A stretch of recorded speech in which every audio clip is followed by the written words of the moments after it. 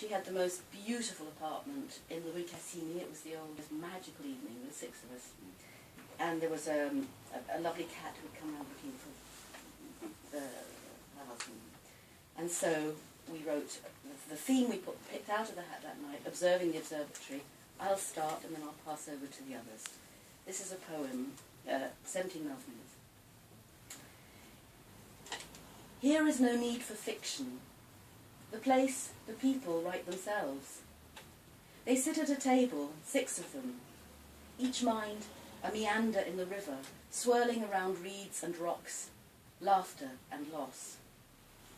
While the moon pours liquid light onto the terrace, while the grey cat comes searching, tonight like every night, for the master who will not return. While above, the white dome probes the sky, the observatory, observing, as it has for centuries, with holes for eyes that gaze up at the stars, some of them long gone, twinkling phantoms, travelling across time, visible only in the dark to eyes that scan the night. Here is no need for fiction, this life, this death, stardust scattered on the river. It sinks, it rises, it gleams in the moonlight, it writes itself. I'm buried in her absence. He knew the end was coming that last night at the observatory. He had charted the bleed of light, each year the glow more feeble, hard to hold the stars in sight. With knotted hand and dimmed eye, he was the last to reel them in, a quantity of bright pins, woven delicate as a veil of lace, to hide the face of night. Yet when that evening came, he did not weep, because the stars seemed to wink at him, as one by one they paled and vanished from his sight. One last time, in the dark, held close together, cuddled up in blankets. The last embers of the fire crackled in the stove. The moon was half full. They desperately watched the sky. The observatory stood still like a companion sentinel. They had talked and laughed and drunk their lives full, and sat in melancholy expectant silence. One world was coming to an end, and they were well aware of it. Vera dreamt out loud of cherry blossoms scattering in the wind and the first tender shoots of lime trees and chestnuts. Johnny mentioned charred trunks and gas masks. That's how they ventured outside, and against all odds, carved in the white plaster of the observatory their latitude and their longitude in the sign of Libra and Capricorn, tracing with great care the ancient symbols, in hope they would be remembered in an eternity of giggles. The section is called Marigold Mixture. That's what you put out of the shark cap. And sometimes I channel an unsuccessful beatnik poet.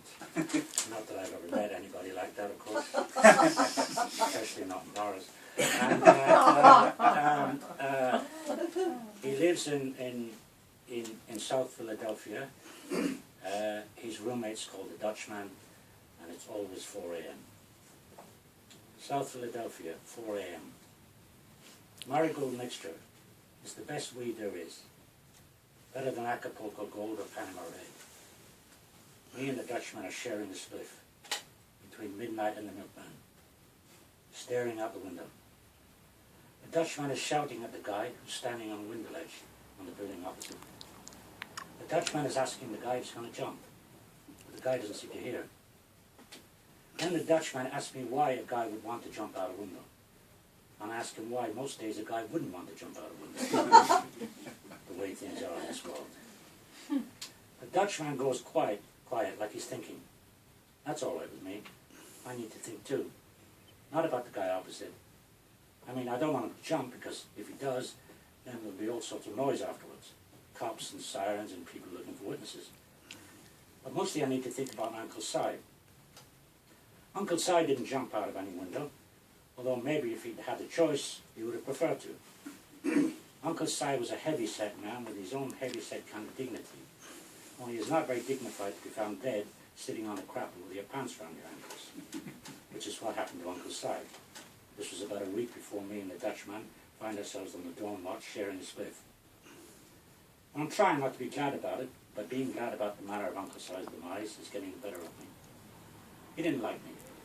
Maybe I should say he didn't like what I did with my life, which according to Uncle Si was nothing.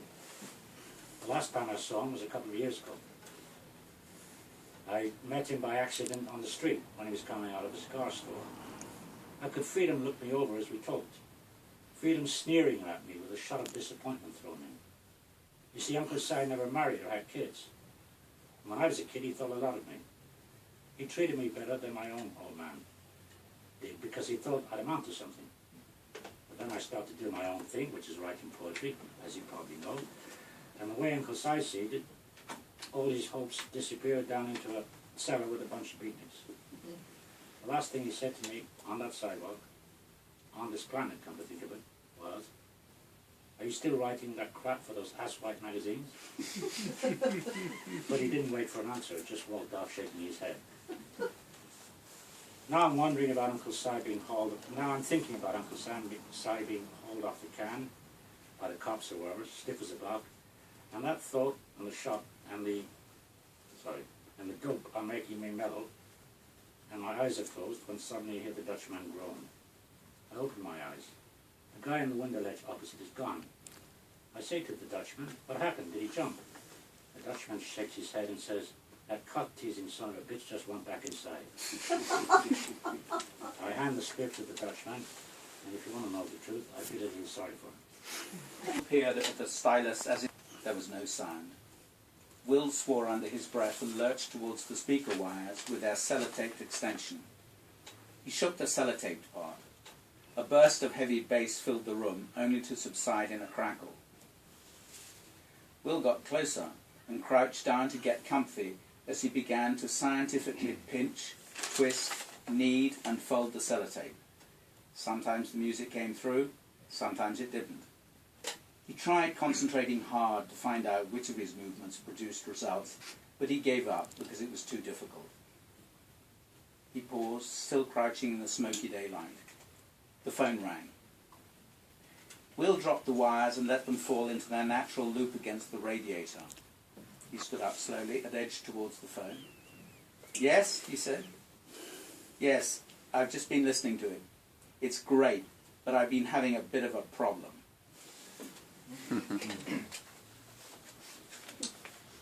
The scene drop, doorbell tinkle, enter boy. "Please, mister, can I have 3 penn'orth of rainbow kale, 2 zebra brand humbugs and an ounce of marigold mixture?" Would that be for your dad, son? "What?" The marigold mix? "No, it's for me." Oh, ho, ho, I can't sell you that, young fella, my lad. It'd be more than my shop's worth to sell marigold mixture to a young shaver, not out of short trousers even. They'd have me off to the old porky quicker than you could shake a stick at a rickety cricket. "I ain't going to smoke it, mister." Well, what do you intend, if I might make so bold as to ask you, to do with the perishing stuff? Well, I sell it to senior boys outside the cathedral school gates at a 12% markup. I'm saving up to take me granny to Morecambe. Morecambe, is it? Aye, she suffers terrible from the bunions and she says only seawater can help. You'd be cheaper going to Southport. She says only sea off the filed coast'll do it. Well, I must say it warms the cockles of me whatsits to hear of a little Jack Sprat like yourself, no offence, None taken. a young Jack Sprat such as yourself being so solicitating of his old grandmother. There you are, son, 1 ounce of the marigold. That'll be 2 and 10pence halfpenny. Tell you what, since I've taken such a shine to you, can have it for 2 and 10. Oh, thanks, mister. And another 1 and 6 for the sweets, 3 and 4pence altogether. Here, mister, 2 florins. Ka-ching of till. And It was a terrible name to be lumbered with from birth. Before speech, before choice, before anything. Marigold Mixture Watson. She was the 4th of 5 children. The others were Susan, James, John and Eugene. Eugene suffered slightly, but nothing like Marigold. In the playground, Her name was an invitation to cruelty. Marigold manure, mixed up marigold. When the teacher read out the register in the morning, every morning, stifled sniggers. She grew up shy and with a stammer. Puberty was one big bruise. The first boy to ever try to chat her up in the shopping precinct on a Saturday afternoon had his name, Wacko, shaved on his scalp. What's your name? Marigolds. So it went on, the fear years. And then came Ian. She met him in the library, a big white moon face, eyes that shifted constantly from side to side, fascinated by walls, unable to stare her in the face, sitting opposite her, day after day. Finally, one day, on the way out, queuing to have their book stamped, "What's your name?" Marigold mixture.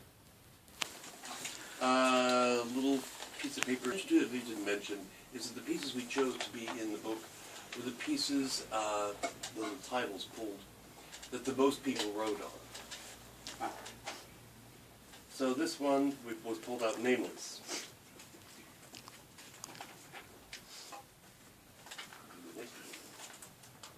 Reading mine, right? Yep. Okay. When I go to sleep at night, I fall or fly, or stand or fight.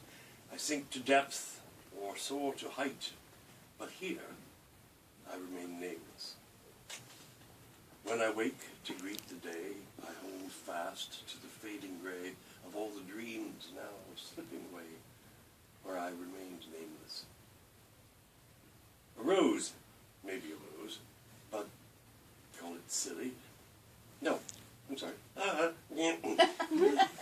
rose may be a rose, but call it a lily. Call it a lily. Maybe it's silly, but something's not the same. When I think of how I live, what I take, what I give, who I blame and who forgive, I wish I were nameless. My loves would be nameless. My fears would be nameless. My joy would be endless. Nameless. I remain nameless, he said. He actually shouted it, had to, with a crowd like this, tens of thousands, as far as you could see, people.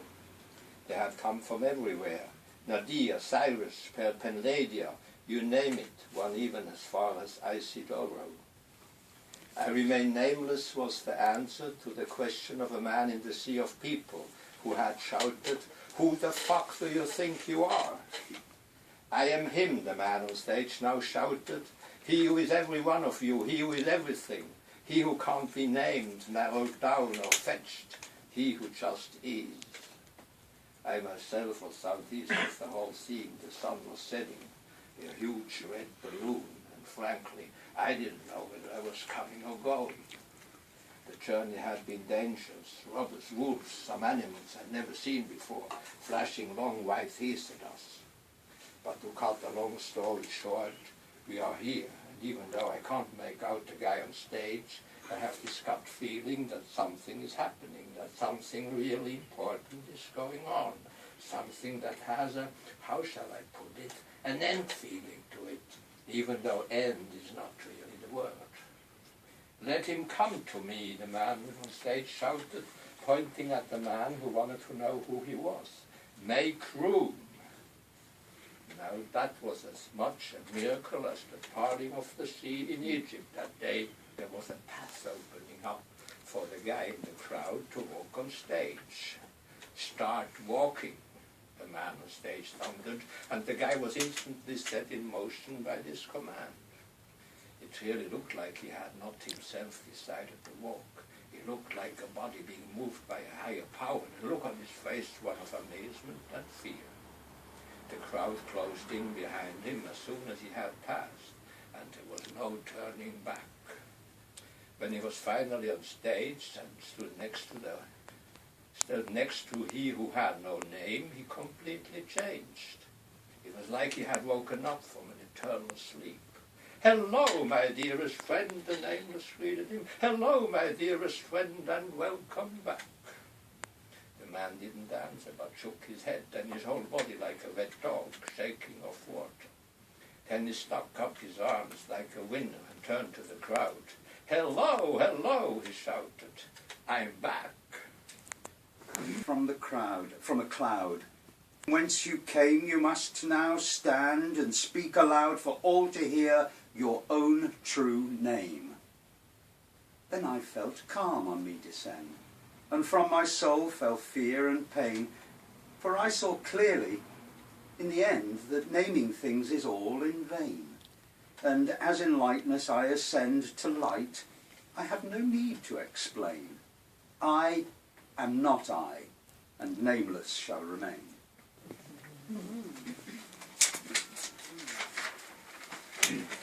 There you go. It's about a time on the Blazers Mountain, all that good shit. And when starvation stalked the land and killed off young and old, while the hearts and minds in government remained aloof and cold, and people ate grass by the roadside and died like dogs in the ditches, while wheat and meat were exported to keep the landlords in their riches. When 1 million or more people died, and 1 million or more had to leave, somewhere in that bitter decade, great-grandfather was conceived. And he conceived Grandpa in turn, and Grandpa had a son who helped bring me to the world in 1951. I've always eaten potatoes, large, small, bumpy and round, but I never forget that they may one day lie rotting in the ground.